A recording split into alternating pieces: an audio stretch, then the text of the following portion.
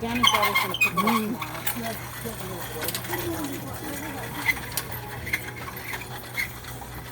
Look at that.